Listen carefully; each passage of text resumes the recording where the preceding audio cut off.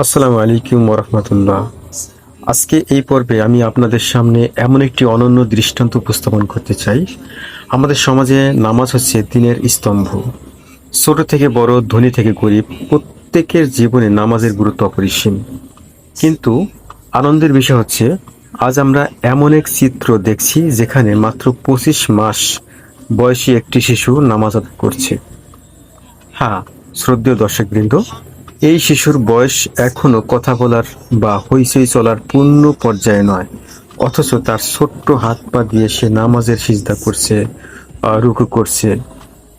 এই দৃশ্য আমাদের বুঝিয়ে দেয়, নামাজের শিক্ষা যদি পরিবার থেকে শুরু হয় তবে সেটা সহজেই শিশুর জীবনের অংশ হয়ে যায়।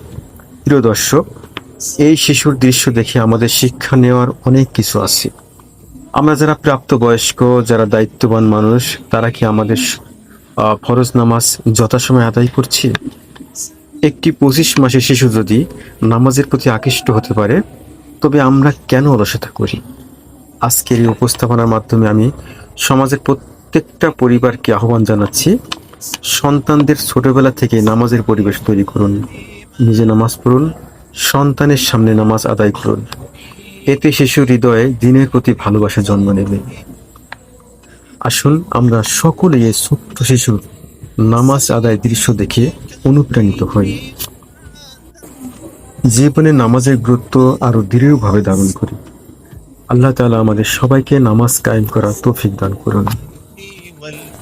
আমার এই ছোট্ট শিশুর নামাজের ভিডিওটি আপনাদের কাছে কেমন লাগলো অবশ্যই কমেন্টস করে জানাবেন, এবং বেশি বেশি করে শেয়ার করবেন, যাতে অন্য বাবা মা যারা রয়েছেন তারা যাতে অনুপ্রাণিত হতে পারে, তারা যাতে দেখে দেখে এটা বুঝতে পারে।